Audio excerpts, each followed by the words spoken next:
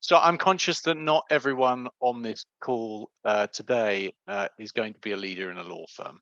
But I think that's a good thing because I think a bit of perspective is needed. And Francesca has already set the scene that disruption is happening within other professional service markets. So that hopefully these reflections and the discussion will be useful. My suspicion, having worked in a number of large international law firms over the last 14 years, is that there's a Kodak-like complacency existing when it comes to the Big Four. And the Big Four and legal services are the topic I'm going to be referring to, but hopefully there will be some parallels for other industries that we can talk about after this short talk.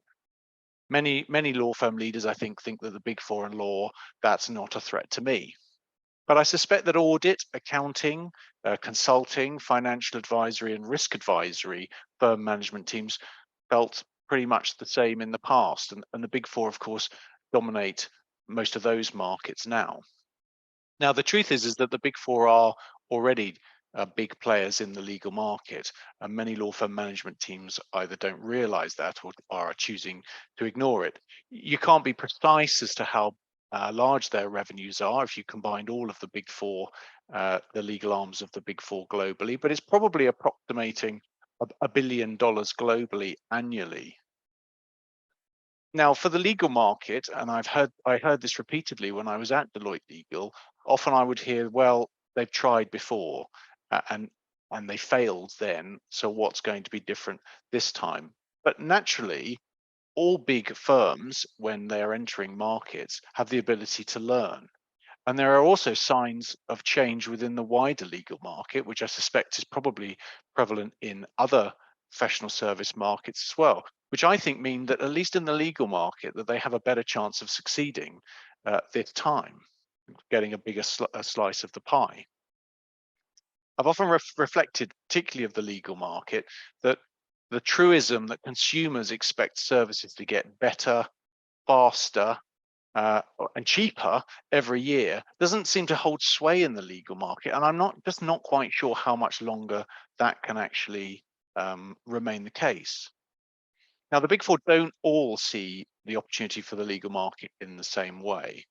Deloitte Legal and PwC Legal definitely see legal services as being sort of central to their offering, a kind of law firm plus model, whereas KPMG and EY Law are really doubling down on transformation services.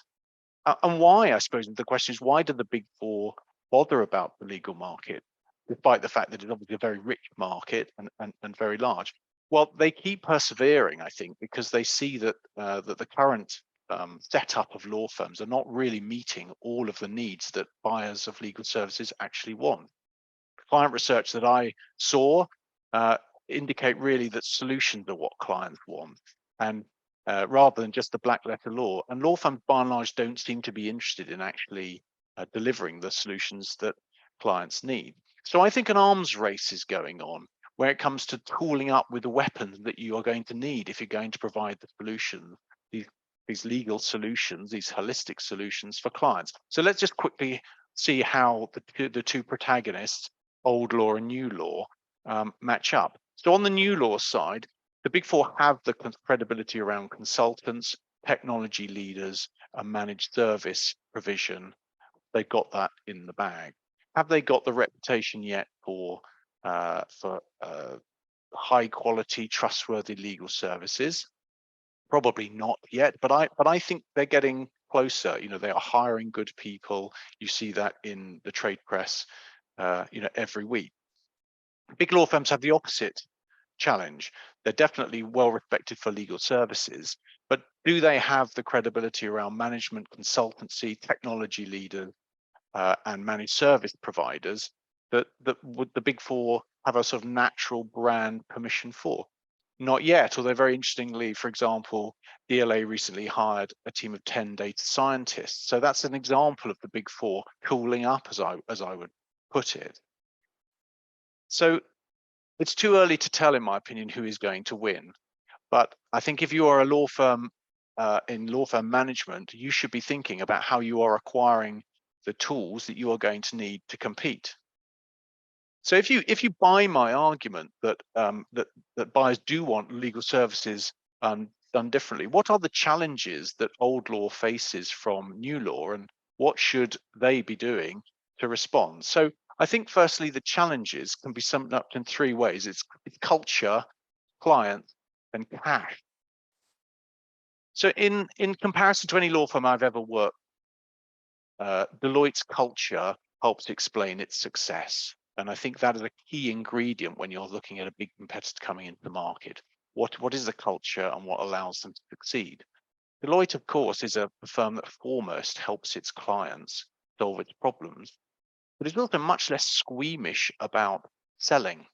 And that is a fact known from the most junior analyst to the most senior partner. There's an agility that comes with a sales mindset. I was there through COVID, and it's a matter of public record that Deloitte provided a lot of support to the UK government in its COVID response. None of that existed before January 2019, but they have the confidence and ability to get the right people in the room, create solutions to client problems. Clients are the ace in the Big Four's pack, really. Their client relationships are far better than even the best networked law firm. So if they can get the brand permission to provide legal services, then they are already inside the door and an ability to sell the services that they offer. Partners at the Big Four are not all expected to do everything. Many of the most senior partners don't do any billable work. They invest their time working with and building out the relationships with maybe one or two clients and are judged on that. And because they are given the time, then they are successful. And of course, one of the other benefits of spending a lot of time with a client is you learn an awful lot about their business and can uncover opportunities for your firm. But you also get a better understanding of the industry and can then take that insight to similar clients to solve their problems. And so a sector-led approach at the Big Four really means something. And the final challenge, I think, is the one about investing for success in the future. Now, of course, the Big Four are bigger firms than the law firms, than any of the law firms.